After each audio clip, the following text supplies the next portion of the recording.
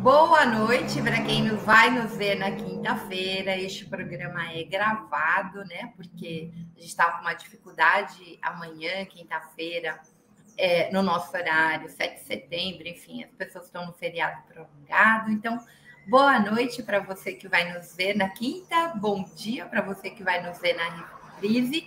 E bem-vinda, bem-vinde, bem-vindo a mais um Fórum Sindical, um programa da revista Fórum, em parceria com os sindicatos petroleiros Norte Fluminense.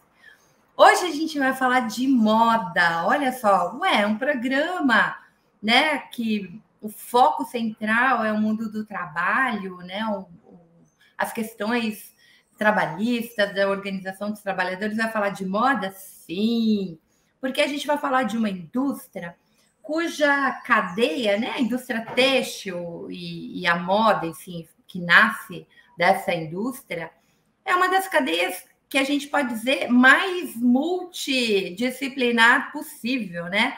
Onde eu estava conversando com a Yara, ela dizia, bom, numa roupa a gente pode ter mineração, né? A gente tem petróleo, muitas vezes, dependendo se a gente usa lycra, poliéster, a gente usa plástico, seja no zíper ou ferro, e aí a gente minera o ferro, enfim, dá para a gente falar de tanto aspecto da moda. Vocês vão ver que o Thumb, ele fala de moda, de política, de trabalho, de meio ambiente, eu poderia falar de cultura, de história, de memória.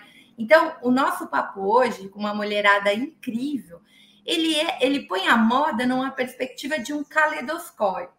A gente vai olhar, né, do ponto de vista histórico, do ponto de vista da memória, do ponto de vista da cultura, da política, da identidade, da comunicação, da economia, do meio ambiente, das relações de trabalho. Vamos enxergar aí essa cadeia produtiva no seu campo concreto, né, da produção até o descarte, passando por quem produz, ao seu campo simbólico, né? Então, sem mais delongas, eu vou chamar minhas convidadas maravilhosas. Primeiro, a minha parceira de bancada, jornalista Yara Vidal, que toca o Jornal da Fórum cotidianamente com meu grande amigo Miguel do Rosário. Yara, amada, cadê a minha fashion comunista? Pois é, estamos aqui, né? Muito feliz de ter essa pauta aqui no Fórum Sindical, porque, né, nesse caleidoscópio, Fro, o mundo do trabalho que se conecta com a presença feminina, que é maciçamente feminina, né? A mão de obra dessa cadeia produtiva gigantesca, complexa, poderosa, potente, que é a moda. Então, muito feliz aí de você topar embarcar nesse debate fashion, mais sob a perspectiva do trabalhador e da trabalhadora, né, Fru? Fashion trabalhista feminista. Isso. A gente chamou para essa nossa roda de conversa, quase uma saia justa, a querida, minha amiga do peito, assim, amada, admirada, que eu amo assim de uma paixão imensa, Hiddelgar Angel. Como vai, Fruzinha? Você tá boa? Eu tô ótima. A Hilde, minha gente, está na sua sala azul maravilhosa, um lugar aconchegante, lindo de morrer, onde ela faz, né, aos sábados, a conversa com Hiddelgar Angel, que é transmitido no 247. Então, é uma jornalista que sempre inventou moda. A Hilde está sempre assim, na frente do tempo, né? Foi uma das jornalistas que inaugurou, trouxe a TV como um assunto jornalístico, né? Transformou a coluna social em algo muito mais sofisticado que só falar das vestimentas. Ela jogou a política para dentro deste olhar da coluna social. Enfim, a Hilde é a Hilde, ela dispensa apresentações e vai trazer aqui um monte de contribuições para nós. Eu vou chamar a Heloísa. A Heloísa é nova aqui no Fórum Sindical, espero que ela apareça mais vezes. Heloísa Artuso também é jornalista, ela é jornalista colunista da Carta Capital e ela também é designer e ativista do Mídia Ninja. A Heloísa trabalha com justiça socioambiental, fazendo a intersecção entre clima, gênero e moda. Pesquisa, design estratégico, educadora e cofundadora do Instituto FEBRE, uma organização voltada para pesquisa estratégica e conteúdo multimídia com foco em justiça de gênero, climática e indústria da moda. E, finalmente, a nossa última companheira, e não menos importante, né, que abrilhanta aí a grande temática do nosso Fórum Sindical, a Márcia Viana, que é trabalhadora do vestuário e é sindicalista. Ela é dirigente da Confederação Nacional dos Trabalhadores do Ramo Vestuário, da CUT, e é secretária da Mulher Trabalhadora na CUT São Paulo. Tudo bem, Márcia, querida? Ai, tudo ótimo, que bom estar com vocês. Que mesa linda aqui, hein, Fro? A Yara, a Hilde, a Heloísa, muito importante esse bate-papo aqui, e de um tema muito importante, né? Que é o tema da moda, que é uma indústria que fatura bilhões, que emprega milhões de trabalhadores e trabalhadoras, mas também que precariza muito, que afeta o meio ambiente, enfim, acho que vai ser um papo bem bacana, que já desde já agradeço muito o convite, viu? Muito bem. Antes, eu vou começar com a Hilde, mas antes de fazer isso, eu queria que a Tati fiz bem rapidamente uma memória, Hilde, da trajetória da Zuzu, mas assim, ela é um flash, porque você vai falar muito sobre isso, né? Então, nosso Fórum Sindical, Moda, Política, Trabalho e Meio Ambiente, e aí a gente está com um vestido, que é um vestido protesto, a gente vai falar dele. Eu queria que a Tati fosse rapidinho, porque muita gente não pode não conhecer toda a história, mas a Zuzu era uma costureira e talvez seja a nossa primeira designer internacional que ganhou as passarelas internacionais. E ela tem uma grande reviravolta assim, na construção do seu trabalho, né? Isso aqui, imaginem uma designer, né? Enfim, uma estilista que trabalha com o elemento central, assim, a Hilde pode falar com muito mais propriedade, eu como admiradora, acho incrível ela trazer elementos que a gente não via na passarela. Então, neste primeiro modelo aqui, depois eu vou pedir para a Hilde nos ajudar mais, mas a gente vê uma Maria Bonita, né? Então, estampas de chita, as rendas cearenses, os bordados, fazer referência, né, à mulher nordestina, os florais, as cores, essa coisa muito tropical, né, tropicalista da nossa cultura, estava nos modelos da Zuzu. Pode passar. Então, o primeiro papo que eu quero fazer com a Hilde passa um pouco sobre a identidade, né? A Zuzu e a identidade brasileira. Privilegiar cores, estampas, tecidos bordados, que mostram a imensa riqueza, né? A nossa identidade tão diversa. Anjos sobrevoando as nuvens, xadrezes com padrões singelos de cores e formas, pássaros e florais. Em 1970, ela inicia essa carreira internacional na International Date Light Collection, nos Estados Unidos. E, olha só, a gente está falando aqui de moda também como comunicação. Não só ela comunicava tudo isso nos seus modelos, na escolha das cores, dos tecidos, etc., como as modelos passaram a passarela a partir de uma música também, né? Bastante forte para nós, um ritmo chachado, e a mulher rendeira que o país inteiro conhece.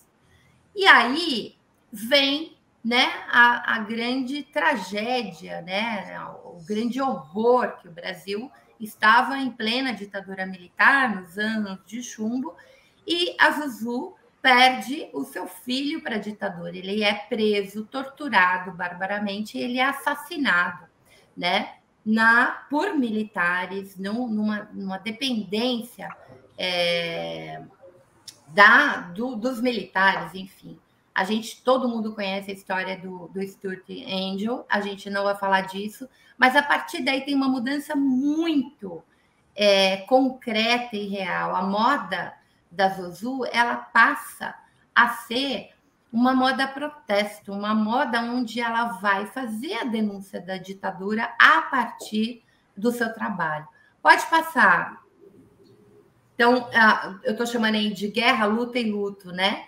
Em 71, ela vai para o Date Collection 3, e aí ela lança, né, a gente vai ver depois com detalhes, é a chamada do card, canhões, capes, soldados bordados, pássaros e anjos sendo atingidos por canhões. E mesmo nessa coleção, nos vestidos mais alegres, ela colocou uma faixa preta amarrada no braço e na cintura, né, que representava o seu luto, especialmente, e a sua dor de ter perdido o filho da forma que perdeu. Pode passar? Aí está o vestido protesto, né? E tem os detalhes aí dos bordados, o cap, o soldado, canhões e assim por diante.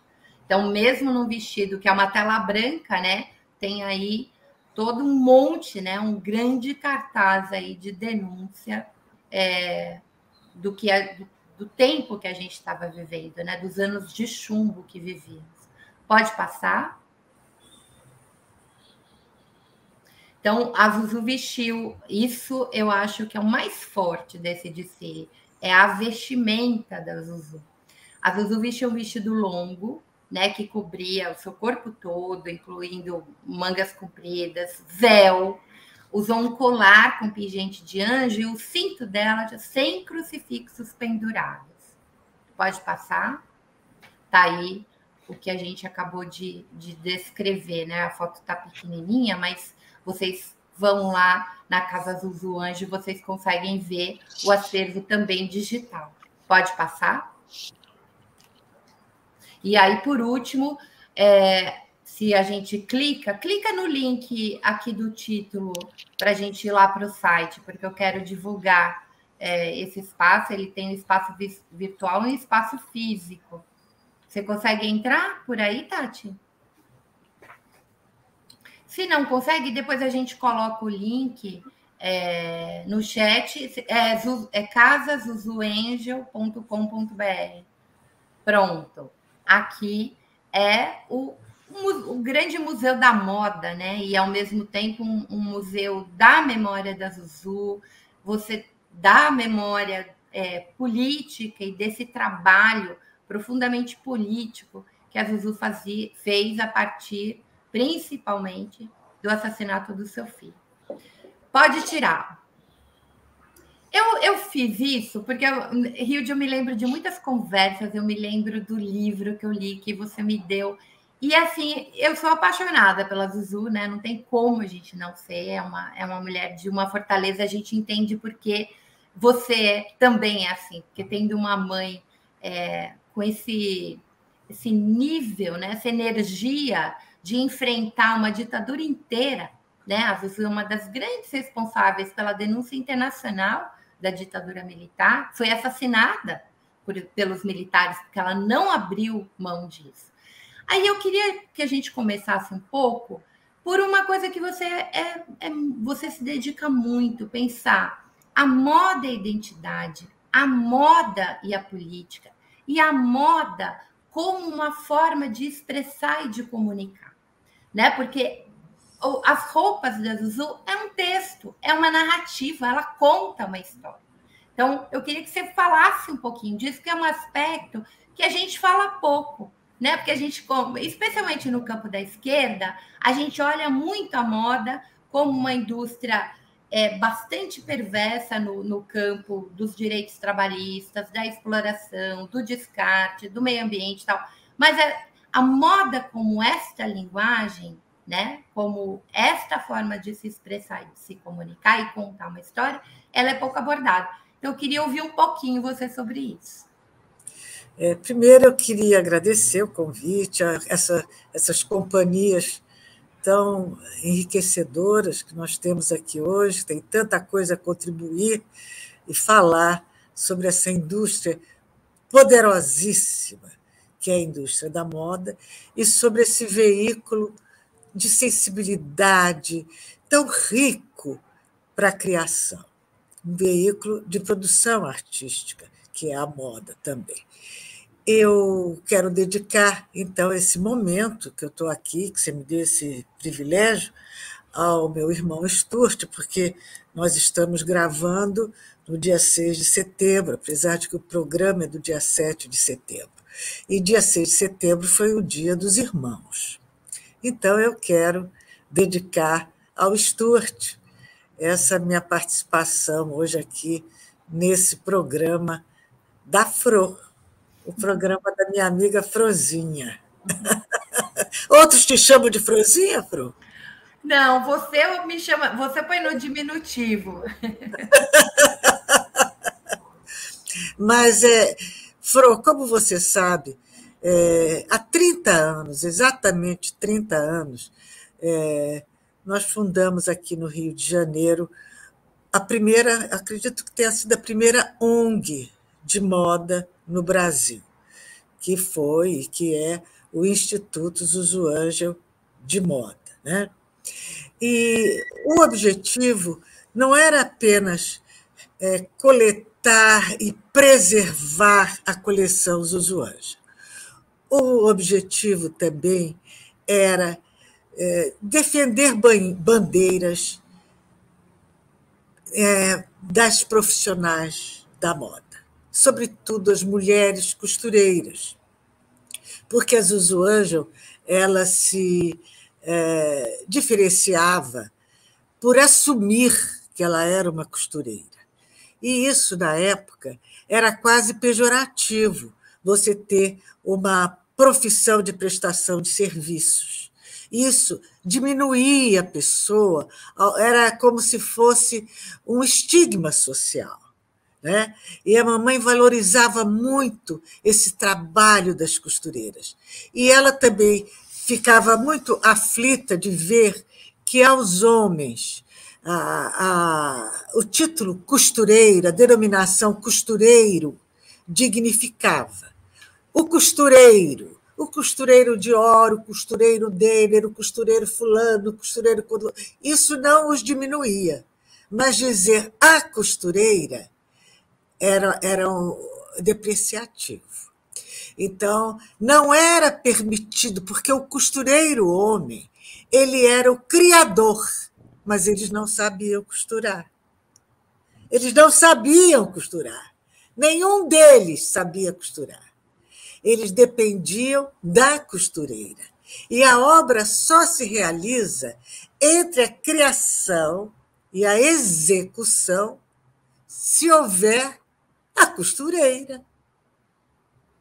Então, isso, e ela era aquela que participava de todas as etapas de um processo criativo e produtivo de moda, até o marketing. Ela participava de todas as etapas do seu processo. E porque precisava participar? Porque a costureira não costumava ter apoios empresariais por trás, ela tinha apenas o suor do seu trabalho.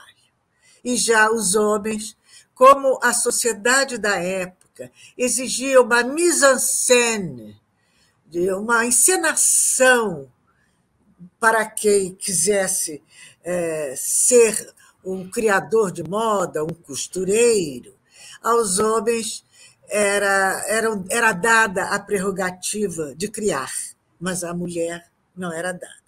Então, o primeiro bloqueio que ela furou foi esse. Foi o bloqueio de preconceito contra a mulher criadora de moda. A mulher, no Brasil, não era aceita como criadora de moda.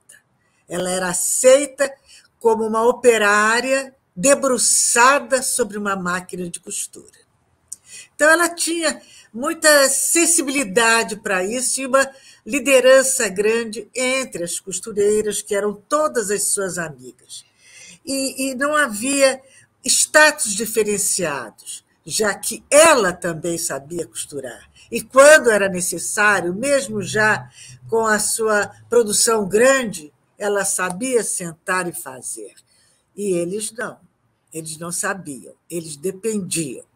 Então, o Instituto Zuzu Angel está até na sua declaração de princípios, quando ele foi criado, ele se propunha a valorizar a mulher na moda, os criadores de uma maneira geral, não há gênero, mas a mulher na moda como criadora, dar a ela o espaço que ela merece, de ser reconhecida como uma grande... E a outra coisa, como era uma época de muita homofobia, de muita... de preconceitos, aos costureiros homens era exigido que eles fizessem trejeitos e como é que se diz, toda um teatro de que fosse um homossexual, mesmo se ele não fosse, porque havia costureiros que não eram, e eles precisavam, porque isso era exigido dele. Era também o machismo impregnando uma atividade profissional.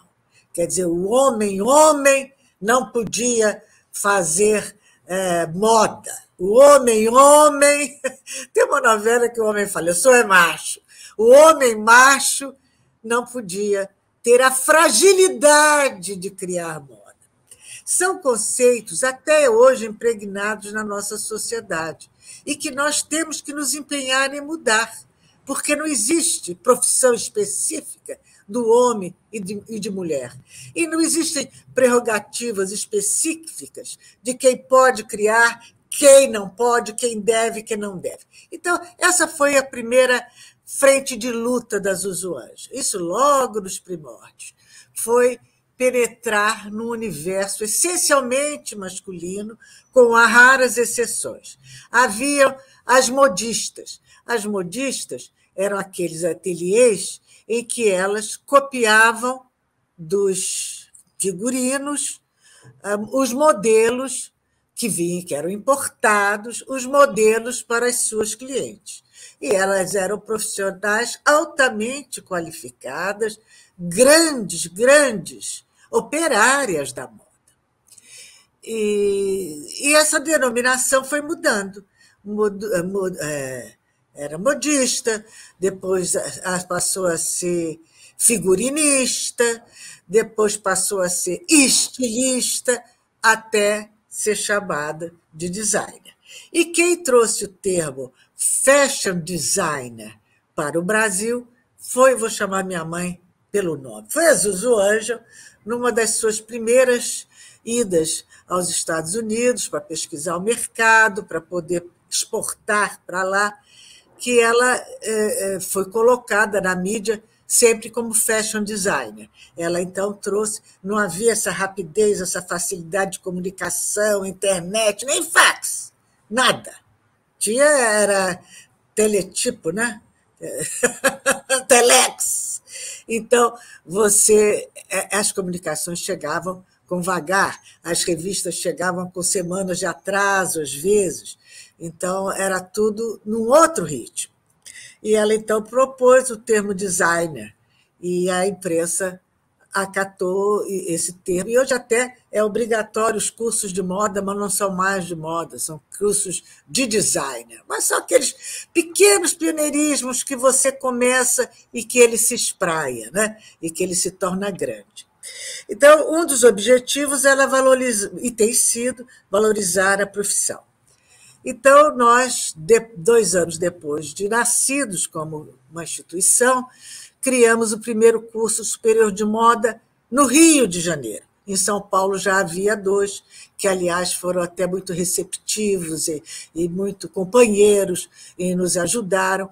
E nós incluímos nesses currículos, né, na medida nas atividades do curso, 2 influências fortes das Usuanjas. O primeiro foi estudos brasileiros. Por quê?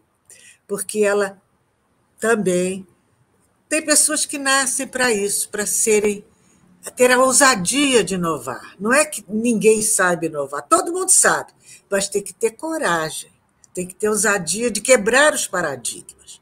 Então, ela, quando propôs uma moda brasileira, não é que ela acordou, deu um estalo e resolveu fazer uma coleção com brasilidade, não.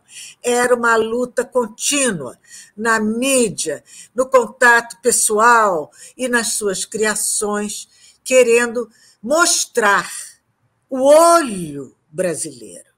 o olho da singeleza e da beleza brasileira, porque o olho dos brasileiros estava preparado para apreciar o que era europeu, a moda europeia. Era uma ditadura, mas era uma ditadura. Você ficava preocupado, são 4 centímetros abaixo do joelho.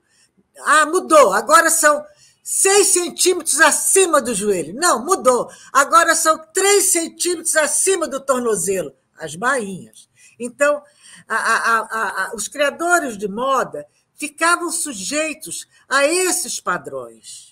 O que vai subir, a bainha vai descer, a moda está mais justa, a moda está mais larga, agora é moda saco, agora é moda trapézio. E ela rompeu com tudo isso. Ela rompeu com tudo isso. E isso num clima de grande animosidade, que eu sei que até hoje aqueles mais conservadores da moda não conseguem ver beleza no que é brasileiro.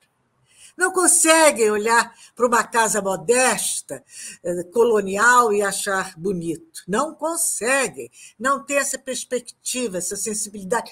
Talvez esse amor às nossas origens, que é importante você ter. Esse amor, esse apreço, achar graça. Então, ela achava graça. Hoje, quem está fazendo uma excursão permanente, quase pelo Nordeste, é um grande apreciador da moda da Zuzu, que já homenageou 2 vezes na São Paulo Fashion Week, que é o Ronaldo Fraga. Ele atribui a Zuzu hoje ela ter aberto o olhar dos criadores brasileiros de moda para a beleza das coisas brasileiras, a beleza do que os cangaceiros produziam, da moda que o próprio Lampião criava.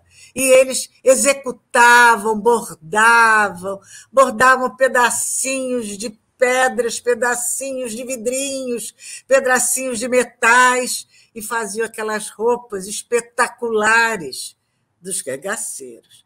Então, isso ela desfilou em Nova York. Ela foi a primeira a desfilar nas lojas de departamento americanas. E logo na Bergdorf Goodman, que é assim a imperatriz das lojas de departamento americanas, a mais sofisticada, que mantém uma tradição há décadas e décadas.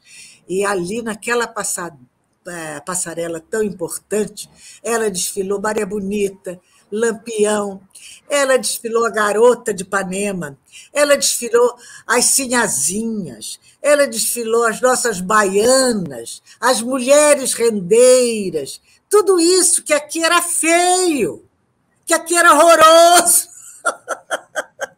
Ela teve essa coragem. E ela aí percebeu que ela só seria efetivamente reconhecida e grande no Brasil quando o que ela fazia, exportar, ela fazia aqui, mas exportava lá, para lá. O que ela exportava voltasse através da repercussão na imprensa americana. E aí, como tudo que era americano era bom, tudo que era francês era bom, tudo que era europeu em geral era bom, os brasileiros começaram a achar, deve ser bom, se lá eles gostaram. E ela aí percebeu também que ela só abria essas portas, até então emperradas para a moda brasileira, porque ela fazia uma coisa diferente, que não adiantava se ela partisse de premissas, padrões, de essências estrangeiras, porque para criar a moda dela, porque lá eles faziam muito melhor, faziam com material melhor, faziam com execução melhor e faziam com legitimidade, com autenticidade. Então, ela cunhou uma frase que era: a moda brasileira só pode ser internacional se for legítima. E eu estendo essa afirmativa dela para todos os âmbitos da vida. O Lula só é tão respeitado por causa do respeito internacional. Ele é um grande político, mas se os lá de fora não se dobrassem a ele, é pelo menos o que serve de blindagem ao Lula para dar a ele, para conferir a ele uma credibilidade junto aos nossos veículos de mídia, que tanto o rejeitaram. E ainda, ai meu Deus do céu, olha, a mamãe não mostrava sutiã, não, na época era muito feio, depois virou moda. Mas isso era uma... Está escurecendo a minha tela. Mas isso era a pedra filosofal dela, né? A legitimidade. Ela era composta da legitimidade em relação às suas inspirações, às nossas raízes, aos nossos materiais, a coisa singela da renda brasileira. Ela, no início, comprava renda na feira, que era espalhada assim na calçada, em cima de folha de jornal, e ela comprava todas as peças de renda até ir para o Nordeste, passar a encomendar, a começar a fazer as roupas com toalhas de mesa. A sua primeira noiva importante que ela exportou foi uma noiva de toalha de mesa, com renda de bilro. Então, são coisas que vão tecendo a história da moda brasileira. Porque fulano fez o desfile, mas fez desfile de moda copiada do que os franceses faziam. Uhum. Né? E mesmo com essa globalização, a legitimidade da inspiração continua na moda. Tanto é que os brasileiros assumiram a importância e passaram a ver essa beleza. Não foi um trabalho dela sozinho. Muitos grandes estilistas nossos fizeram roupas com inspiração brasileira, mas sem esse discurso, sem essa filosofia, sem essa preocupação e sem repetir. Fazia assim, um modelo, dois, uma linha, mas não como uma narrativa introjetada na história da sua proposta criativa, né? E de um combate mesmo. Quando eu acompanhei os desfiles dela, acompanhava a criação dela, nós éramos muito amigas, eu era caçula, né? E eu tinha esse veio assim, artístico, porque eu era atriz também, depois passei a fazer jornalismo, coluna social, tudo isso nos ligava muito, sempre nos ligou. E quando ela combinou com a mulher do cônsul-geral do Brasil, em Nova York, fazer um desfile na casa do cônsul-geral, e isso foi com uma grande antecedência, o desfile foi com uma antecedência, mas não foi tão grande, porque o desfile foi mesmo no ano em que meu irmão foi assassinado. Mas foi em setembro. Foi em setembro e o estúdio foi em junho. Assassinado. Mas ela não tinha em mente, quando ela combinou, que ela faria o desfile político. Olha, que interessante. E ela aí caiu a ficha dela, que ali a casa do cônsul seria o campo neutro, porque o AI-5 impedia que qualquer brasileiro que fizesse algum comentário desfavorável ao governo brasileiro, porque isso era considerado traição e era penalizado até com morte. E ela, meu Deus, eu vou aproveitar essa oportunidade.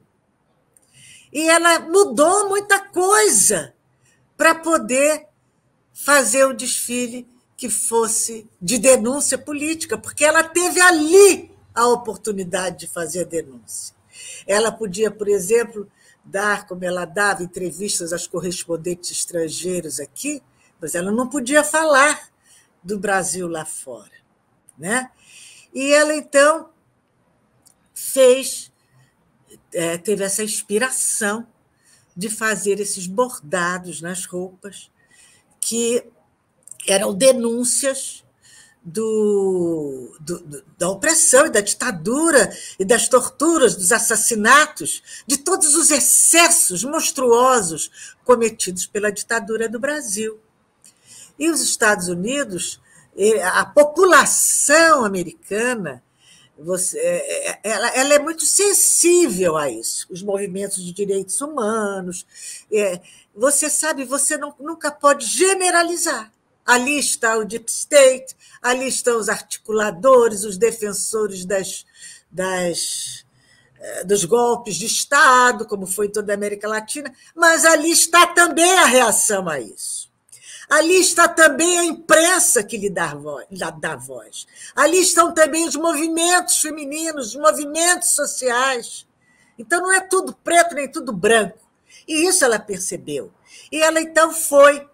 Então, no dia desse desfile, que minha irmã cantava a capela, Tristeza, cantava Bar, a capela, havia um correspondente estrangeiro que estava designado para o Brasil e que não conhecia a mamãe, da Associated Press, chamado Dennis Redmond, e ele ficou no Brasil muitos anos. E o Dennis percebeu que havia alguma coisa especial naquele desfile de moda. Primeiro, ele percebeu que estavam os correspondentes, as agências estrangeiras estavam ali. Ele começou a achar que a própria frequência do desfile não era uma frequência do desfile de moda. Havia as colunistas de moda, mas havia também os agentes, as agências de notícias, que repercutiam fatos internacionais. E ele, então, perguntou o que está havendo, o que é, por que essa música fúnebre, por que essas faixas pretas, que na época eram usava-se faixa preta no luto, era comum você ver na rua homens com faixa preta na camisa, quando havia luto, mulheres de preto. Aí ele perguntou, o que há? E aí alguém, não, isso aí é um protesto dela.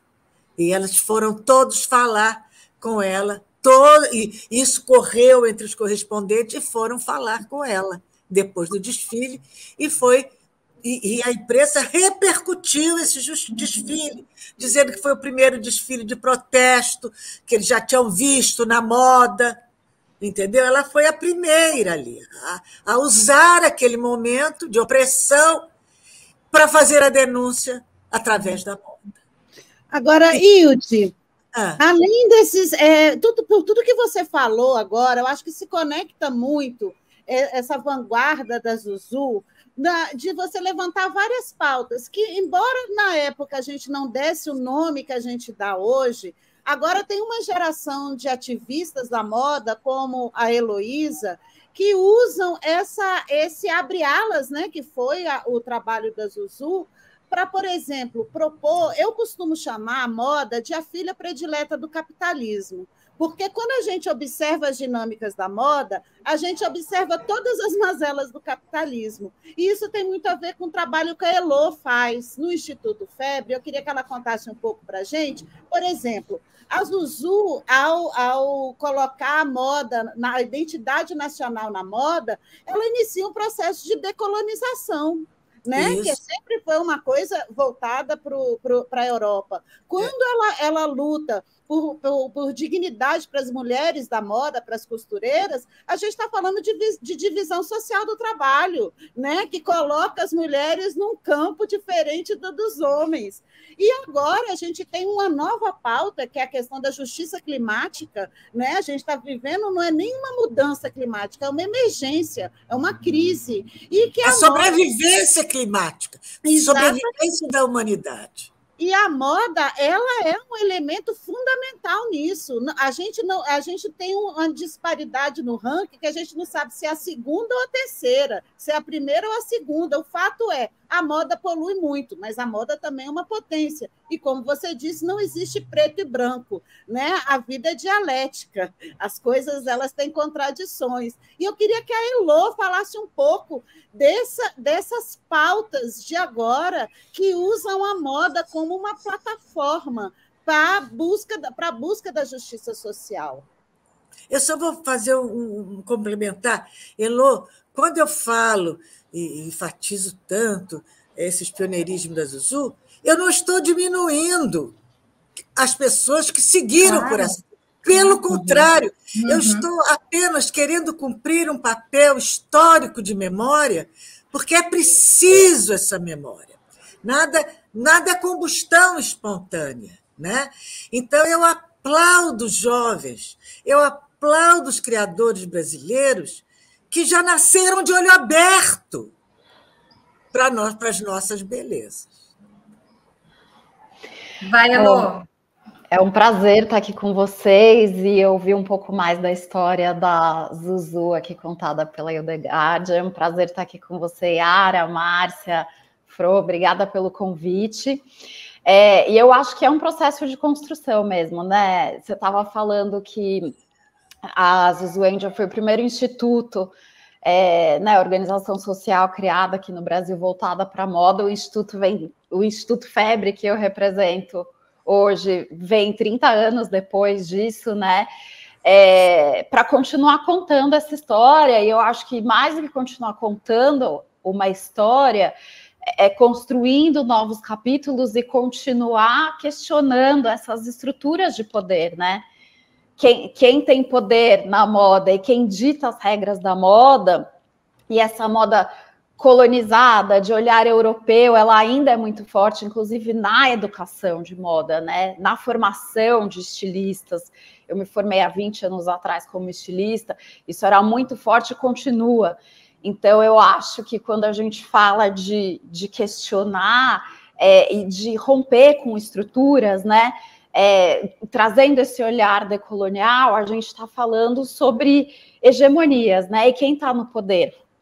Quem são as pessoas que ditam a moda? Quem são as pessoas que ditam o formato de trabalho? Então, quando a gente fala de questões trabalhistas, a gente acaba, e a Yara comentou aqui agora, né, o papel da mulher, das mulheres, que são a grande formação da moda, desde a costureira, como você trouxe aqui, a costureira que trabalhava em casa, e a costureira que deixou de trabalhar em casa e começou a trabalhar numa fábrica, mas ainda assim ela mantém o trabalho de cuidado dela em casa, cuidando da família, trabalhando fora e costurando um pouco em casa, um pouco fora, enfim.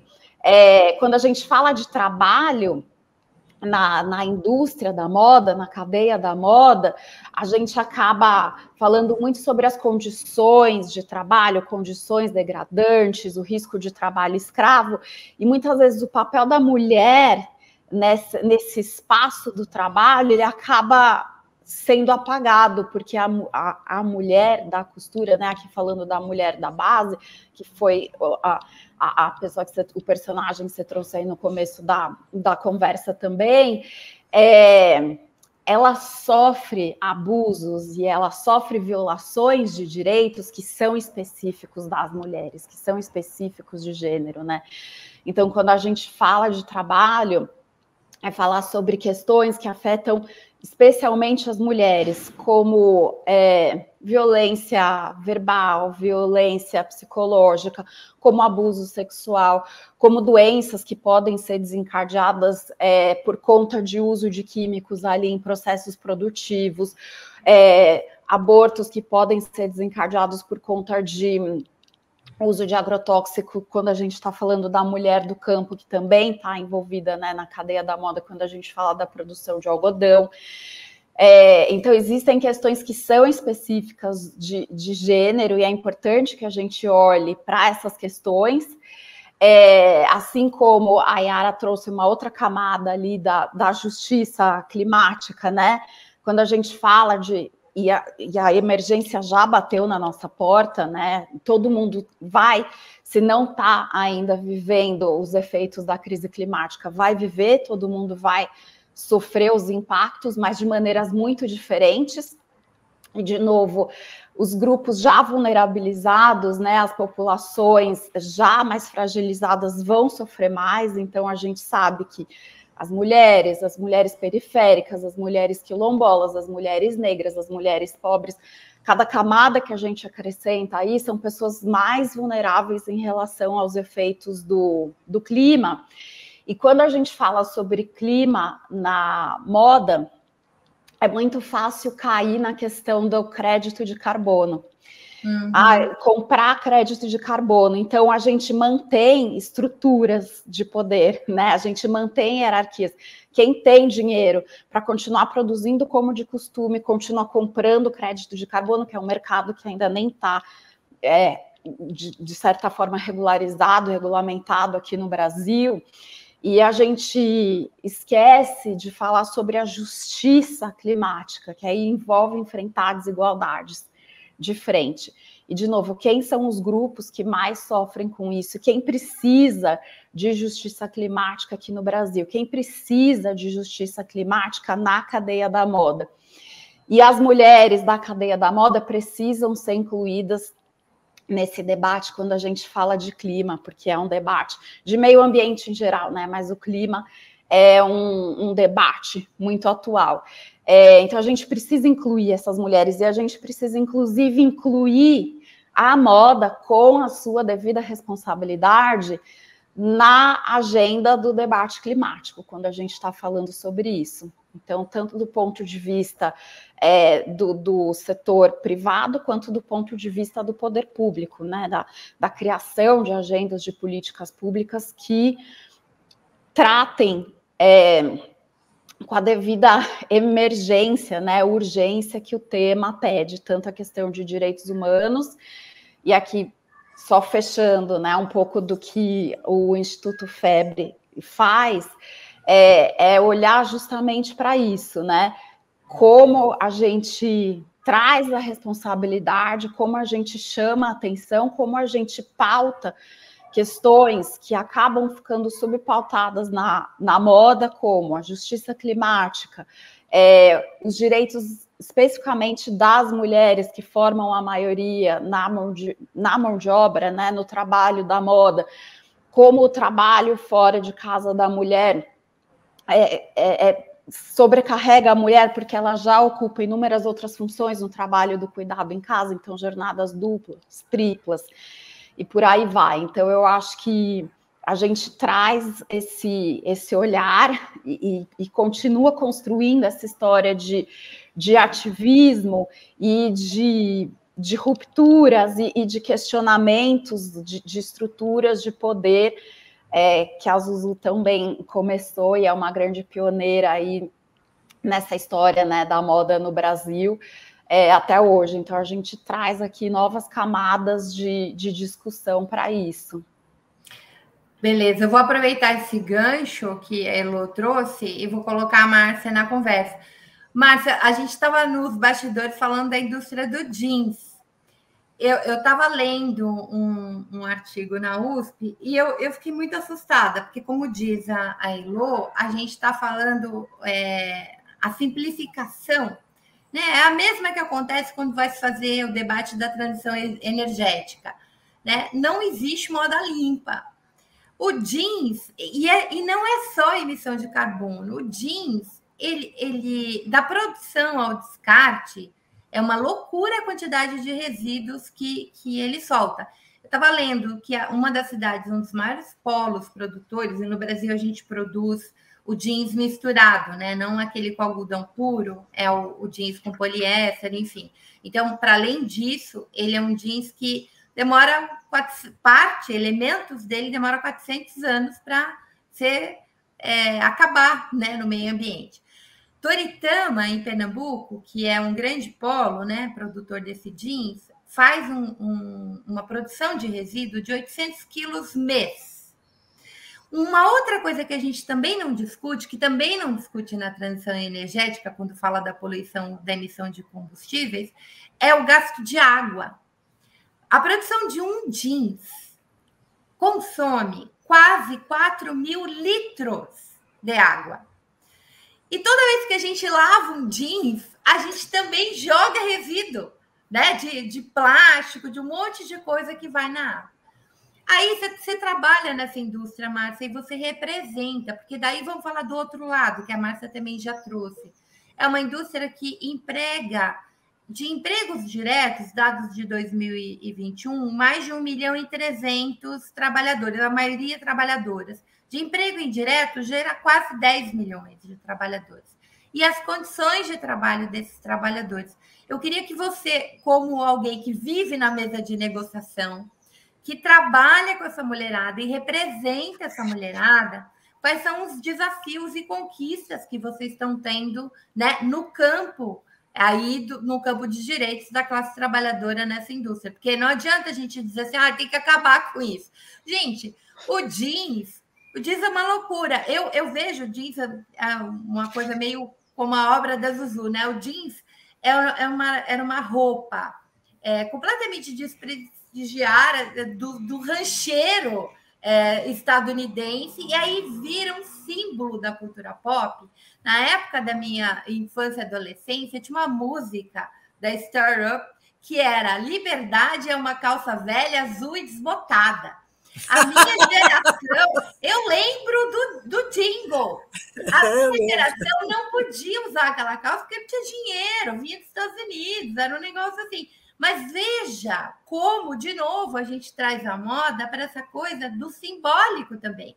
E ela esconde, né? Eu até tinha reservado um videozinho, mas como eu quero mais ouvir vocês, eu acho que eu não vou passar, que é aquela do quanto custa, né, o seu outfit, que aparece a juventude, enfim, tem até um periférico, porque ele está todo vestido de etiqueta e ele está com bilhete único. Então, veja como... Ou a gana que o jovem negro tem por um tênis de marca, aquele que o identifica e cria, e diz quem é ele na fila do pão. Então, assim, não dá para a gente olhar o jeans de maneira neutra. Não dá, entendeu? O jeans é político do começo ao fim, da sua produção ao descarte ao seu uso. Então, eu queria ouvir a Márcia, né? Só usei para exemplificar alguns dados da indústria do jeans, mas tem muitas outras. Muito bom, muito bom. Nossa, aqui, ouvindo aqui a Hilde falando, e assim, Zuzu realmente foi uma revolucionária, né? Acho que e eu tenho muita vontade, não conheço o Instituto. Quando eu for para o Rio, é uma das coisas que eu quero fazer, conhecer, porque eu acho que é fundamental, né? A questão do empreendedorismo, né, da mulher. Então, assim, naquela época, né, ela fazer tudo isso. Então, assim, eu acho que é uma história muito, muito bonita, né? E assim, como a arte, a moda, ela se comunica.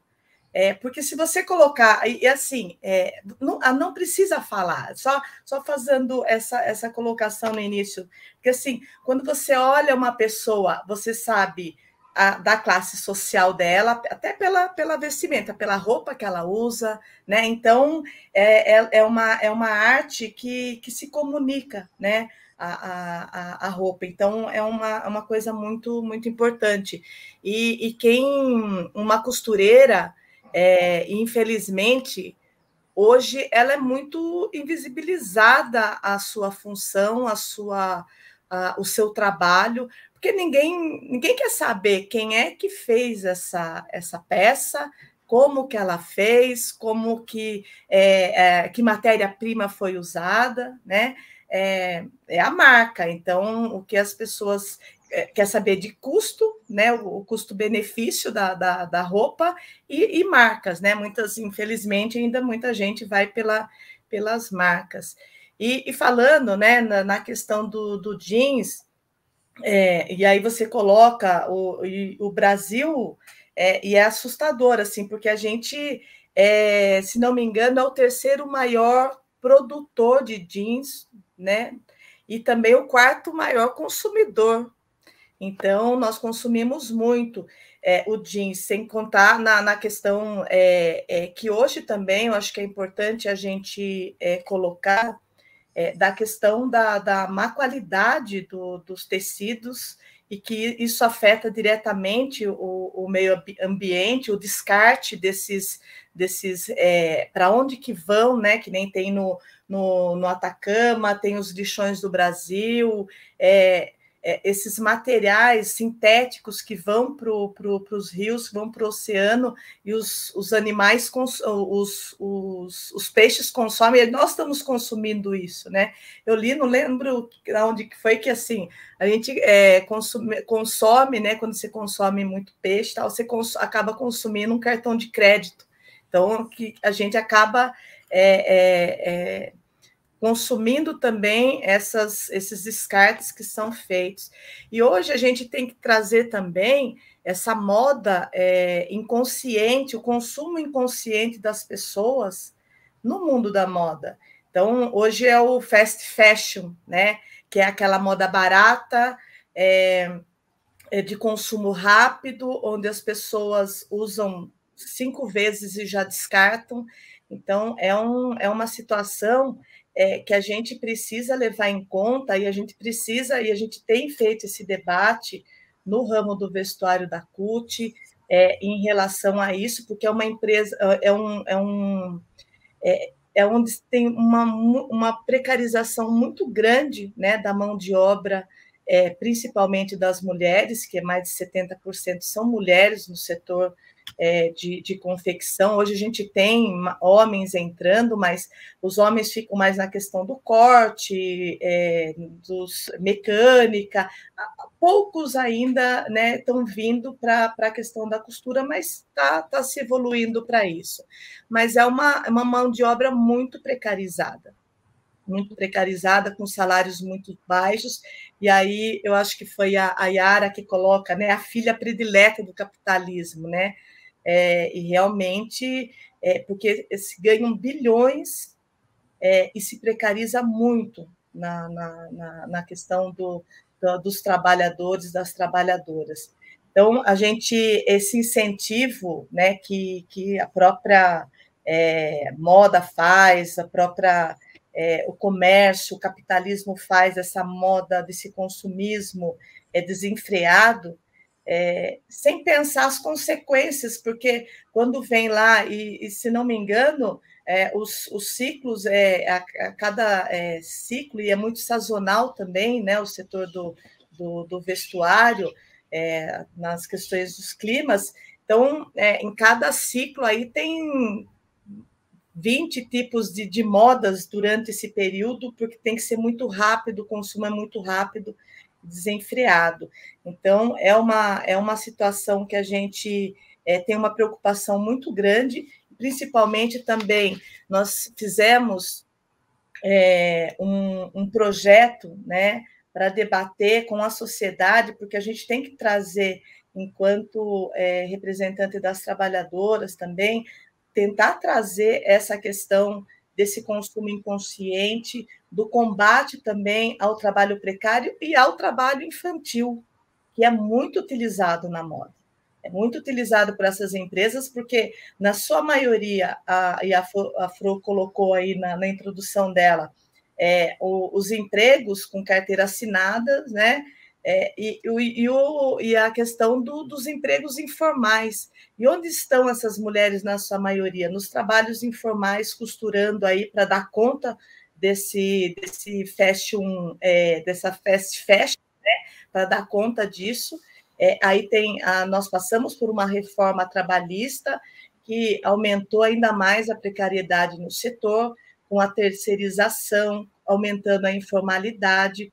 E essas mulheres trabalham 10, 15 horas por dia, porque muitas vezes não tem também os serviços públicos, como a questão de creche, como a questão dos cuidados, que hoje também a gente não dá para falar somente da creche, mas também, e depois da pandemia, muitas, né, pessoas ficaram doentes, onde as mulheres acabam sendo as responsáveis pelos cuidados de pessoas, de pais, de sogro, das pessoas da família que adoeceram e que adoecem, e que tem que ter essa preocupação. E também não tem um serviço público para quem é que cuida dessas pessoas.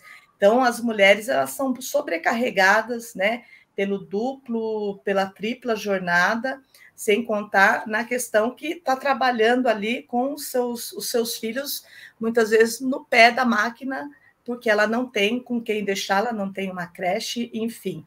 E eu mesma comecei, a minha família, lembrando aqui, eu comecei com trabalho infantil, tinha acho que uns 8 anos, 9 anos, e minha mãe pegava peça e aí a família toda entrava para trabalhar, então pegava peças para fazer o arremate dela, e aí as criançadas não tinham o que fazer, pegava a tesourinha e começava todo mundo a trabalhar, porque quanto mais a minha mãe entregava o produto, mais ela ganhava, né? E aí hoje e ainda continua isso, principalmente assim, a exploração é muito grande, onde as trabalhadoras ganham por peças, né? Por centavos por peças. Então a exploração é muito grande. Nós temos um trabalho para a questão, e a CUT hoje, nós estamos num processo aí, né, próximo ao congresso da CUT, onde a gente já vem, né, trabalhando e fazendo a discussão como representar essas trabalhadoras e trabalhadores que estão na informalidade, e quando a gente fala da uberização, se a gente pegar o setor de confecção, né, da moda, a gente está há muito tempo já nessa uberização, né? Então. Márcia, mas tanto tempo que ontem eu até comentei isso com a Yara. Eu ia para a Penha, na casa de um amigo meu, a mãe dele fazia as calças para Fórum, que era uma marca na década de 80, assim, uma marca famosíssima. E eles levavam o molde, o jeans, elas costuravam a calça inteirinha. No dia que ia pegar a mercadoria, eles levavam a etiqueta, que ali, né, se agregaria o valor que venderia por, sei lá, ela ganhava na época uns 30, vou chutar aqui, uns R$30 para fazer a calça inteira, aí chegava no shopping e vendia por 500. Exatamente. Né? Era uma loucura. E assim, olha, eu estou falando isso, gente, da final da década de 80. E continua assim. Né? Já era super uberizado. Você tem toda a razão, o setor de vestuário é o setor onde a precarização começa, há muito tempo. E, de novo, a calça jeans. E olha, eu queria, meninas, que a moda... ela vai além disso, ela sinaliza as mudanças no modo de produção capitalista. Por exemplo, na época do Zuzu, a gente tinha 2 coleções, primavera, verão, outono e inverno. Com o neoliberalismo, ali nessa 80 para 90, você traz o fast fashion, que é nada mais, nada menos do que um modo de gerenciamento do sistema capitalista. Agora, a gente já vive um novo modelo, que é o ultra fast fashion. O fast fashion, ele me trouxe 52 coleções, era uma por semana. Agora, com o ultra fast fashion, a gente tem 100 por dia, porque eu introduzi o Big Data, a logística avançada, a internet das coisas, o 5G. Então, todas as vezes que você olha para a moda, você entende para onde vai o capitalismo. Não foi à toa que Marx estudou a indústria têxtil lá atrás. Não foi à toa que a colonização, o escravagismo e o algodão deram origem à Revolução Industrial. Sim. Então, a moda ela não é frufru. A moda ela é o espírito do tempo, para a gente entender, e a moda só existe no capitalismo. Antes a gente sempre se vestiu, ninguém andava pelado, mas o sistema de moda ele é desse modo de produção capitalista. E o nosso desafio enquanto progressistas é mitigar os efeitos, eu não digo nem anular. A moda, se fosse um país, seria o 10º PIB do planeta, gente.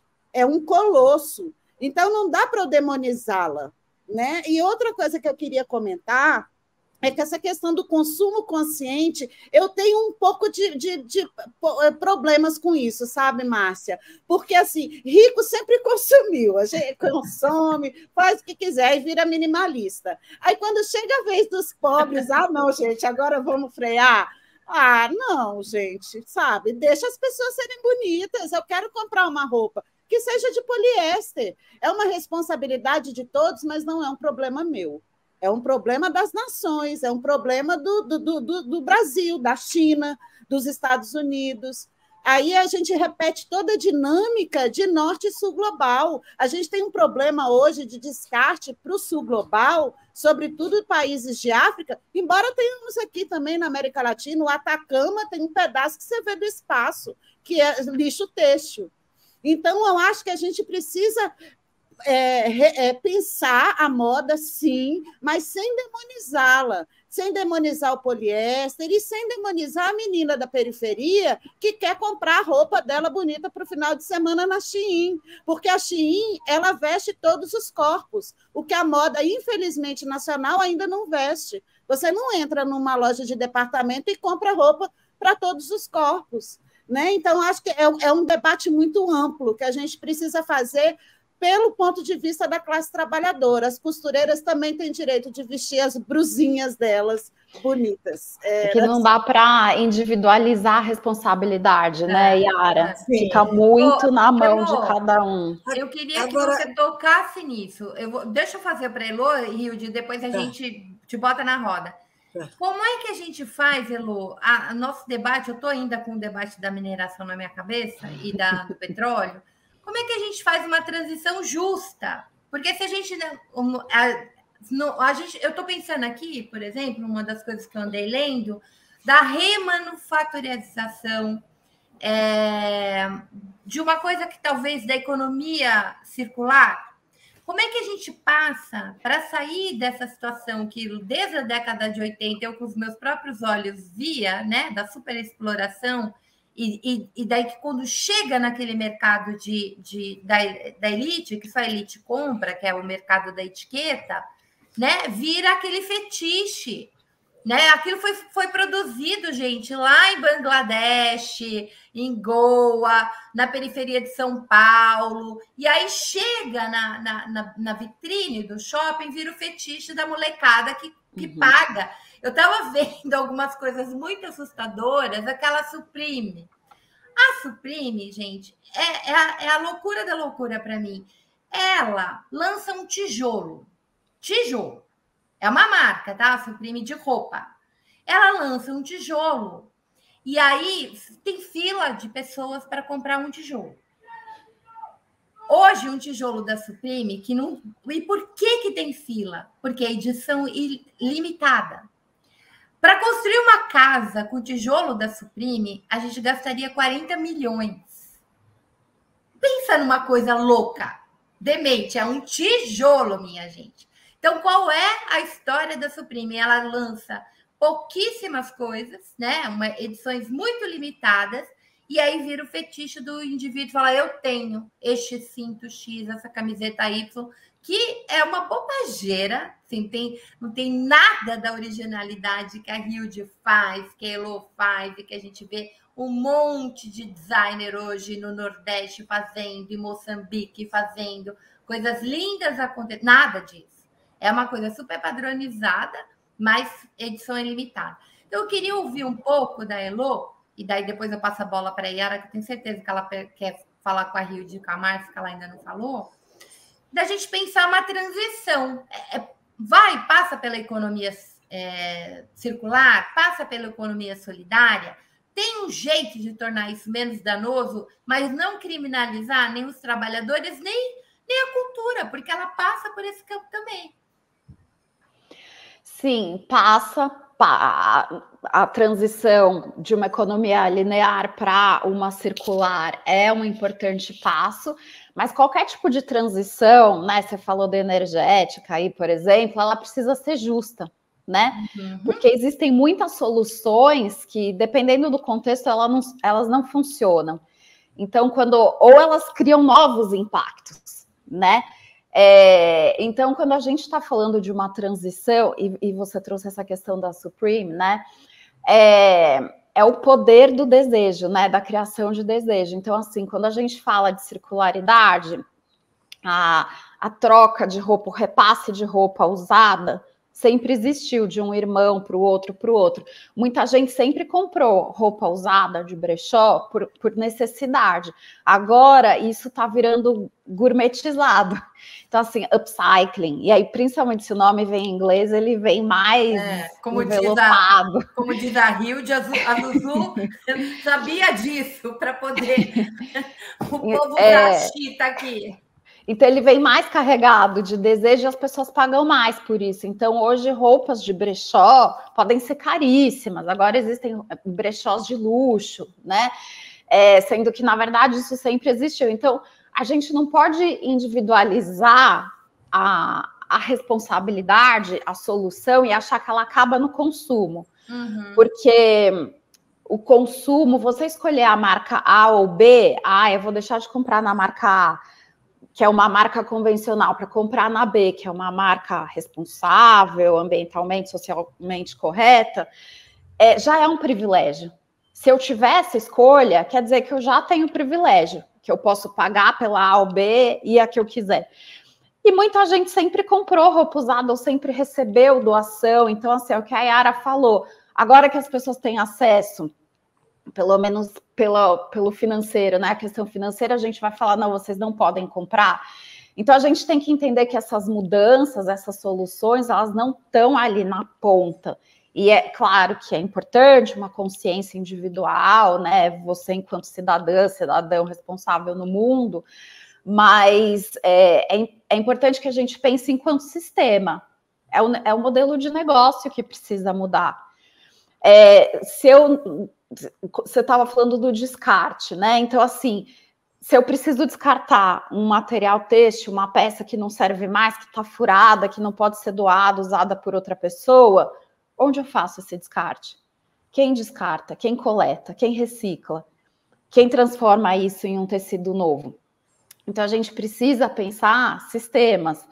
E aí não é culpa minha que eu só posso pagar pela roupa de poliéster, porque ela é mais barata que talvez a roupa de algodão. E o poliéster vem do petróleo. Mas quem tem que mudar isso? É o processo industrial, é a empresa que criou essa peça. Então, eu acho que quando a gente fala de soluções, as soluções elas precisam ser contextualizadas para que elas não criem novos problemas, né? E elas não podem estar só na mão do consumidor. Você falou do consumo de água na questão do jeans, por exemplo.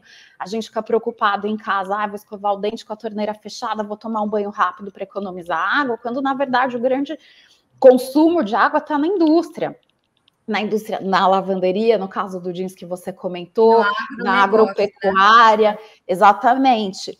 Então, assim, para produzir o couro ou para produzir a carne que as pessoas vão comer, tem um consumo intenso também. Então, eu acho que, assim, os modelos de negócio estão dispostos a mudar, eles estão dispostos a deixarem de ser linear para circular, eles estão dispostos a repensar o seu lucro anual, o lucro dos acionistas, eles estão dispostos a parar de crescer, fazer projeções de venda exponenciais, estão dispostos a discutir decrescimento, estão dispostos a discutir novos modelos, novas matrizes econômicas para que a gente possa caber no mundo, para o que a gente produz e consome continue cabendo no mundo, porque na verdade já não está mais. Então eu acho que passa por repensar todo o sistema. E quem está disposto a repensar isso, né? Muito bem. Yara? Olha só, e acho que uma dessas mudanças no sistema, eu queria ouvir da Hilde, porque a gente também está passando por... porque a moda, nesse caleidoscópio, como a Fro bem falou, ela tem várias janelinhas, né? Uma delas é a da representatividade. Agora, a gente tem, por exemplo, uma geração de mulheres na política que estão desafiando a estética masculina, gente. Quando você usa um tailleur, você está emulando o terno masculino. Não vou entrar no mérito se é bonito, se é feio, se você se sente bem ou mal, mas o fato é um traje masculino que você emula para ali para o seu corpo feminino. E agora a gente tem uma primeira-dama que acaba virando uma porta-voz na moda brasileira. Ela mostrou isso no vestido do casamento dela, em que ela traz mulheres de cooperativas para poder elaborar a peça, e até mesmo no traje que ela usou durante a posse, que ela quebra um protocolo, ela usa uma calça, né? E eu estava bem pertinho, sabe, Hilde? E eu fiquei observando os detalhes daquele bordado, aquela seda, que é o que a gente chama de seda justa, né? Que não é, você não mata os bichinhos lá para poder fazer, eles já estão mortos, enfim. Dá um papo para uma outra live, esses modos, né, menos ostensivos, menos agressivos de produção na moda que existem, embora sejam caros. E eu queria que você falasse para a gente desse novo espírito do tempo, que a gente pode personificar na Janja, mas não só nela. Eu tenho a Célia Chacriabá, eu tenho a Thalíria Petroni, eu tenho a Érica Hilton, uma mulher trans, ocupando espaços de poder que, a princípio, são masculinos. Como que você vê esse fenômeno, Hilde? Eu acho que essa consciência ela vem paulatinamente. Se nós fizermos um retrospecto, vamos pensar em primeiras damas. A dona Marisa ela já usava roupas com essa preocupação da moda brasileira. Ela usava rendas verde e amarelas, rendas do norte. Ela já trazia uma consciência, talvez ela não tenha tido um marketing, o marketing que divulgasse isso. Eu falei muito disso, eu falo porque eu falei muito disso.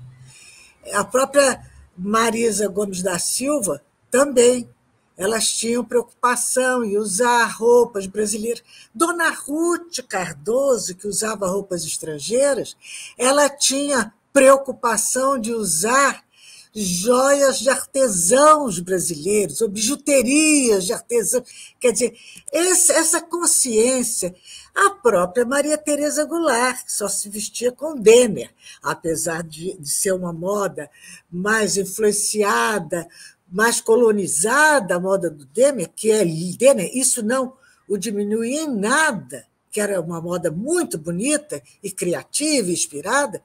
A Maria Tereza só usou moda brasileira. Então, a Lu Alckmin também, quando foi primeira-dama, ela usava uma marca brasileira. Então, mas nenhuma delas teve isso que é o diferencial, teve uma estrutura de marketing ou de comunicação que valorizasse, tivesse a luz de valorizar isso como uma contribuição para a nossa indústria e divulgar isso, né? Então, esse eu acho que é mais esse ponto. Porque, por exemplo, a roupa da posse do Lula, que a Janja vestiu, que eu gostei muito, ela era, como modelo, um traje da Academia Francesa. Entendeu? Então, é uma moda brasileira, com a preocupação têxtil brasileira e bordados de artesãos brasileiros. Quer dizer, nós ainda temos um caminho a percorrer. Porque eu vi aquela roupa e falei, isso é roupa da Académie Française. Entendeu? Como é a da nossa Academia Brasileira de Letras. É um fardão, né? Com colete. Muito bonito. Mas, quer dizer, são aqueles conceitos que ficam impregnados na estética da criação brasileira, né? Então, isso tudo a gente vai desconstruindo, porque às vezes. E depois também não é a coisa luxuosa e preciosa que caracteriza uma coisa brasileira, né? Então, tem esse aspecto.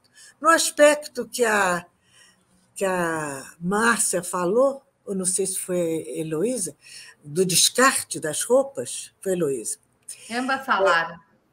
Ambas falaram, né?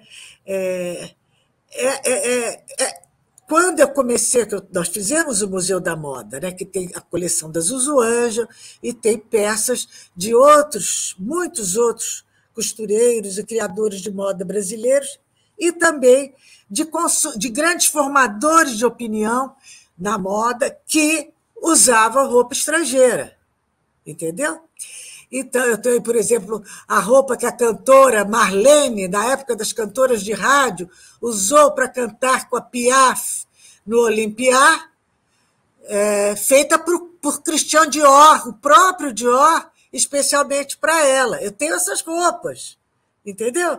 Então, é interessante. Mas isso, quando o brechó passou a ser uma tendência internacional, no mundo inteiro, né? Já fica mais difícil você conseguir preservar a memória da moda, porque tudo passou a ter preço. Eu ganhava essas roupas, essas pessoas me doavam essas roupas, porque iam deixar, ninguém tinha interesse, então eu ganhava essas roupas. Agora essas roupas têm preço, têm valor, então não é fácil você fazer um trabalho de memória da moda se o comércio passou a concorrer com você, né? Não é fácil. Eu não teria a coleção Zuzu Anjo se eu não tivesse começado a fazer essa coleta há 40 anos. Não teria a coleção Zuzu Anjo. Então, cada coisa é um momento, né? O jeans, quando eu fui à Alemanha comunista, Alemanha Oriental, né? E nos anos 70, eu era parada na rua, sigilosamente, clandestinamente, por jovens que queriam meu jeans. Então, me ofereciam muito dinheiro por um jeans. Eu tinha vontade de tirar as calças, dar os jeans lá.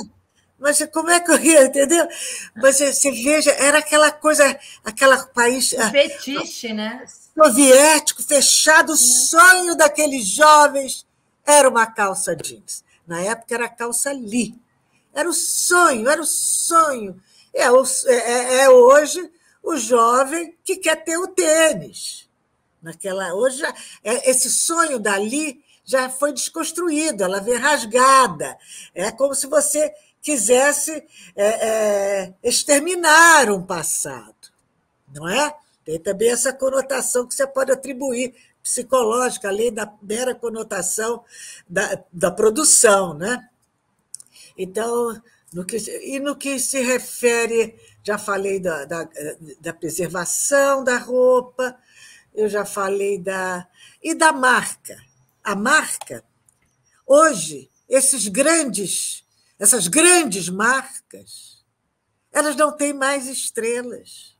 Elas foram compradas pelos Jorge Lemans, lá da Itália, dos Estados Unidos. São aqueles grandes conglomerados de luxo, conglomerado de tudo, que compraram as marcas. O criador não importa. O criador vendeu e até já morreu. Então, eles não estão dispostos a fazer como outras marcas fizeram. O John Galliano, que criou para a Dior. O John Galliano foi trucidado, foi destruído. Foi uma espécie de uma lava-jato em cima do John Galliano, porque era um tal sucesso, era tudo tão lindo, tão espetacular com a marca do Dior, que os compradores da marca Dior não queriam gastar com um artista temperamental, que custa muito mais caro do que uma equipe de vários artistas. Porque eles ficavam bilionários, esses criadores. Então, num bar em Paris, que ele frequentava regularmente, que era um bar de pessoas da religião judaica, eles sabiam que ele, quando toma pileque, ele fazia impropérios contra os judeus. Então, eles criaram uma situação de provocação e ele se revelou naquele momento, num momento em que não se aceita mais esse tipo de coisa. E aí ele foi cancelado da moda. Nunca mais consegui voltar. Houve algumas experiências, mas nada aconteceu. Mas ali as pessoas estavam sendo usadas. elas estavam sendo usadas para cancelar para prestar serviço ao maior grupo de luxo do mundo, que iniciou uma nova política. Gente, eu não tenho aqui qualquer preconceito contra judeu, não. Eu estou falando o que houve, o que se passou. Entendeu, Heloísa? Porque essa história as pessoas não sabem. Então, para a gente não ser usado por coisas até, muitas vezes, tão ruins quanto. Não é? Então, e eu conversei há alguns anos com o diretor de marketing internacional da Gucci, ele falou, nós não vendemos mais moda, nós vendemos marca. E o que estabelece a preferência, o sucesso de vendas, é o preço. Quanto mais alto, mais terá procura. Então, essa é a realidade. Então, nós temos muitas lutas para travar. A luta pelo criador. Então, o que é que acontece? O criador tem um monte de... Você não sabe o nome de quem está criando. De vez em quando aparece um que você sabe o nome, que é um chefe de equipe, e que com poucos anos eles descartam. Não fica muito tempo para não ter o nome associado à marca. A Heloísa sabe disso. Né? Então, eles descartam. Então, se formos pensar em termos humanísticos, as lutas são muitas, porque vão destruir os criadores, a inteligência artificial já está fazendo moda linda. Linda. Então, a gente tem um mundo pela frente de combate, de luta, preservar a identidade, a legitimidade, preservar a humanidade e preservar a criatividade. E mais, cultivar a consciência no consumidor. Porque os super ricos, que são os considerados chiques do mundo, que são os verdadeiros formadores de opinião, que não são os digital influencers, verdadeiros no meio em que os donos destes grandes grupos transitam. Esses não usam mais bolsas de marca, porque não vão gastar $200 mil, $300 mil por uma bolsa. Entendeu? É este o universo. Então, quem gasta esse dinheiro, é o que eu chamava e chamo de sociedade emergente, é aquela sociedade em transição, que chegará um dia a ser top do mundo, ou não vai chegar nunca. Mas quem forma essa opinião, os donos dos grandes veículos, eles já estão numa outra, porque eles querem sempre se diferenciar da plebe.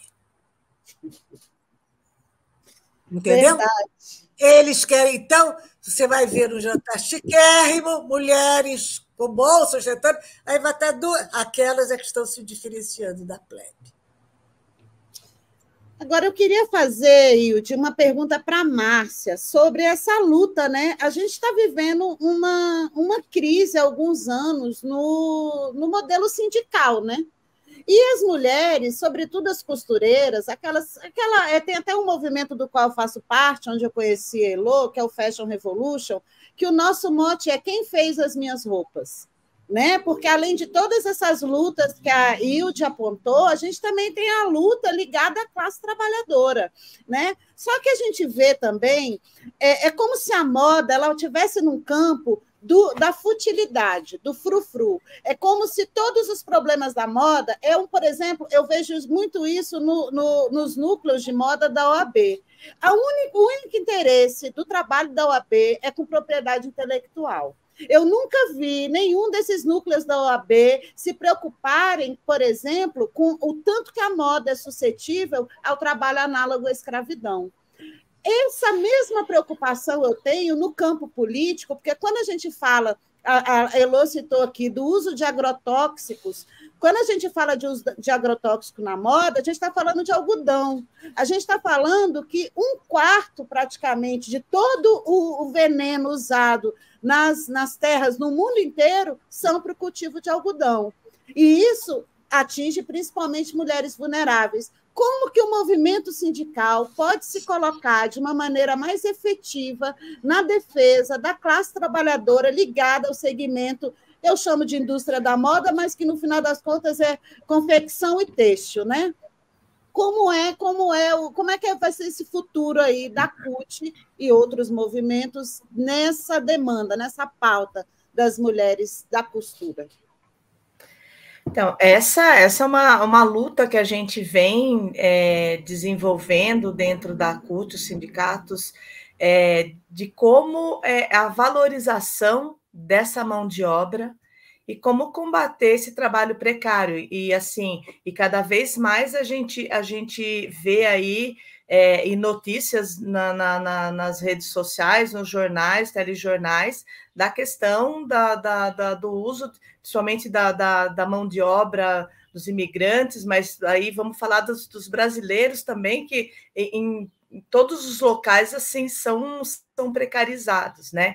A gente tem trabalhado muito na questão da conscientização e trabalhamos projetos assim de quem produz moda não pode produzir o assédio moral, que não pode produzir o trabalho precário, o trabalho infantil. Então, eu acho que esse debate, né, a gente tem feito bastante, e é na organização mesmo da luta das trabalhadoras, dos trabalhadores, e as mulheres estando, né, nos sindicatos também, nas mesas de negociações para combater esse trabalho precário em relação à pauta das mulheres, a luta contra o assédio moral e sexual dentro das empresas e fora das empresas, porque na sua maioria também essas mulheres estão na informalidade. É a nossa luta na CUT pela representação dos trabalhadores e trabalhadoras informais, porque se a gente só representa hoje os trabalhadores com carteira assinada, tem uma gama de milhares e milhares de trabalhadoras aí que não são representadas e que a gente não consegue. Então, é uma luta, né, que a gente vem nessa construção para que a gente possa representar e combater esse trabalho tão precarizado aí, que são das mulheres, na sua maioria, mulheres negras, na sua maioria são as trabalhadoras em confecção, são arrimos de família. Então, é toda uma situação de precariedade nas relações de trabalho. Então, é um setor que é muito precarizado, né? Desde sempre, né? Eu silenciei aqui muito bem, meninas. A gente está chegando no final. Eu vou fazer a rodada para vocês se despedirem e dar um recadinho final. Eu estou rindo aqui com a Hilde, estava fechado meu microfone. Eu não vou falar quando nem onde, mas eu fui com a Hilde num desses encontros assim de mulheres chiques. Agora ela estava dizendo assim, ele se diferencia. Eu falei assim, nossa, eu sempre fui diferenciada. Sempre fui. A diferentona. Tô brincando, porque eu sem fazer esforço e sem gastar dinheiro, né? Sem fazer esforço e sem gastar dinheiro. Eu falava assim, Hilde, isso aqui custa isso? Daí ela dizia assim, eu comprei a minha em leilão e paguei assim, super barato. Eu morro de rir. Olha, eu nunca me diverti tanto. Eu não posso contar, porque a Hilde é uma figura pública, importante. Não posso contar o contexto nem nada, porque eu vou expô-la. Mas, gente, eu nunca me diverti tanto na minha vida, conhecendo esse outro mundo. E aí agora a Hilde falava, nossa, gente, que máximo, eu sou a diferentona, estou feliz pra caramba. Vou fazer assim, eu vou começar com a Elo para dar o seu recado final, depois eu passo para a Hilde, Márcia e Yara, pode ser assim? Eu queria agradecer pela conversa, eu adorei ouvir vocês. Espero que a gente possa estar juntas de novo em outras conversas, em outros eventos. Vai ser muito bom poder compartilhar e ouvi-las falar mais em outras oportunidades. Como recado final, eu queria deixar o contato do Instituto FEBRE para quem quiser conversar mais, entender mais como a gente trabalha, como a gente trata dessas questões de justiça de gênero e climática na moda, com esse olhar interseccional que a gente busca trazer. O nosso site é febre.org e no Instagram a gente está como Instituto Febre. Obrigada mais uma vez pelo convite. E a Elo não falou, mas eu falo, ela é colunista da Carta Capital, então vocês podem ler a Elo também lá na Carta Capital. Hilde, amada. Eu quero convidar todas vocês, a Elo, a Yara, a Fro é permanente convidada, e a Márcia, para quando vierem ao Rio, irem nos visitar na Casa Zuzu Angel, conhecer o nosso trabalho de conservação e de catalogação de todo esse material da vida, da obra, da luta da Zuzu Angel, bem como as outras coleções de moda, que nós temos a antítese da coleção da Zuzu Angel, que é a coleção de moda da Carmen Marinque Veiga. Temos coleção de moda da nossa Isabela Capeto, temos os protótipos, os primeiros modelos dela. Quando a confecção dela pegou fogo, ela encontrou ali, naquela guarda, as roupas que ela precisava ver para voltar a produzir. Entendeu? Então, é muito importante ter uma instituição que se presta a isso, de preservar a moda dos mortos e o original dos vivos, sabe? E esse é o nosso legado. E preservar a luta da Zuzu Angel, a história dela, que é uma referência do Brasil, e que a diretora do ICOM, presidente têxtil do ICOM e diretora da coleção real da Dinamarca, de moda, dizia que aquela coleção política da Zuzu Angel correspondia à bandeira do Brasil, que deveria ter o mesmo tratamento, porque é um acervo da nossa história. Então, eu quero convidar vocês todas. Muito obrigada. Isso. E enquanto vocês não conseguem ir no Rio, na Casa Zuzu Angel, visitem o site. Né? É o nosso portal, tem um portal lá, Casa Zuzu Angel, vocês podem Instituto Zuzu Angel.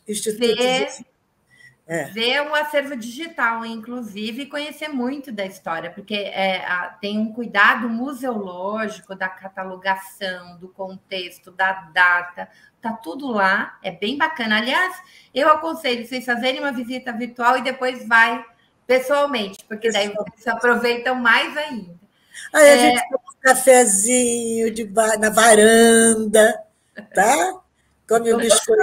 Convite aí, hein? Imagina, olha o privilégio ainda ter a companhia da Hilde, gente. É demais, é um privilégio. Márcia, querida. Com certeza, desde já agradeço o convite, quero muito ir conhecer mesmo. Também agradeço aqui o convite, Fro, de estar aqui participando com a Yara, com a Elo, com a Hilde. Foi um bate-papo muito bacana. Agradecer muito e aproveitar que nós estamos num momento também, acho que falar da moda e falar do combate ao assédio moral que acontece e sexual, que acontece também muito no nosso ramo. Nós estamos aí, né, com a discussão pela ratificação da Convenção 190, que é o primeiro tratado internacional de combate ao assédio e à violência no mundo do trabalho. Então, é um debate que a gente vamos estar fazendo com muito mais força agora, já está no Congresso Nacional, nós precisamos fazer com que essa ratificação seja, né, debatido dentro do Congresso, seja ratificado, para que os trabalhadores e trabalhadoras sejam no mundo do mundo do trabalho no geral, não sofram, né? E a gente tenha canais de denúncia contra qualquer tipo de violência. Então, deixar aqui esse recado para vocês, e estamos à disposição, tanto pela nossa Confederação Nacional dos Trabalhadores e Trabalhadoras do Vestuário, da CUT, como pela Secretaria de Mulheres, para a gente, qualquer debate aí, a gente está à disposição. E muito obrigada. Obrigada, Márcia. Yara, minha parceira querida, que tantas contribuições trouxe. Eu gostaria de agradecer, né, de trazer esse tema que quem me conhece sabe que eu sou capaz de ficar horas falando sobre moda, né, sobre a perspectiva da classe trabalhadora. Um prazer enorme conhecer a Hilde, rever a Elô, ouvir a Márcia, saber que existe essa luta, né? É uma luta que é de todos nós, do campo progressista. E é isso, gente. Isso acho que é só um chamado, tá? Porque é um tema muito interessante, muito instigante, muito poderoso. Né? A moda, afinal, ninguém anda pelado. Então, é um debate que diz respeito a todos nós. E eu adorei a bonequinha da Zuzu. Que linda! A Zuzu. Bota no centro. Ela botar no centro? Não, ela te focou. Que linda. Ela é linda. Foto clássica da Zuzu, é uma artista lá de Pernambuco que fez, chama-se Lana. Olha que lindo! Lindo. Muito legal. Lindo demais. Eu quis mostrar para vocês. Muito bem. Então, com mais a companhia da Zuzu, né? Inspirando essa live cheia de mulheres interessantes e que trouxeram tantos elementos para a gente discutir esse tema. Eu espero que a Yara volte ao Fórum Sindical fazer parceria comigo. Eu gosto muito do trabalho da Yara. Ama, Hilde, Márcia, companheira de luta, Elô, prazer imenso te conhecer. E para quem nos acompanhou até agora, né, vai nos vendo aqui então no sábado, deixem seus comentários, a gente lê. Infelizmente a gente teve que gravar, então a gente não teve a nossa interação. Feliz feriado para vocês, um 7 de setembro, num país democrático, com a recuperação do Estado de Direito, com o grito dos excluídos, com a gente colocando as nossas pautas, a pauta da classe trabalhadora, a pauta que interessa o Brasil, nada mais do que fazer esse debate incrível sobre memória, sobre direito, sobre justiça socioambiental, sobre a condição do trabalho da mulher, sobre a filha do capitalismo dileta, que nós também gostamos, sobre a Shein. Olha só quanta coisa que a gente falou aqui. Esse é o Fórum Sindical. Um beijo imenso para vocês, comunidade da... a Veranice e outros aí inventaram um programa, um trocadilho, era o Fro Fórum, Fórum Fro, enfim, o Fórum Sindical. Foronautas, verdade. Então, para a nossa comunidade da Fronauta e da Foronauta, um grande beijo. Tchau, gente. Obrigada, Tati. A Tati que está nos batendo. Tchau, Heloísa, Márcia, Yara, Fro. Tchau, gente.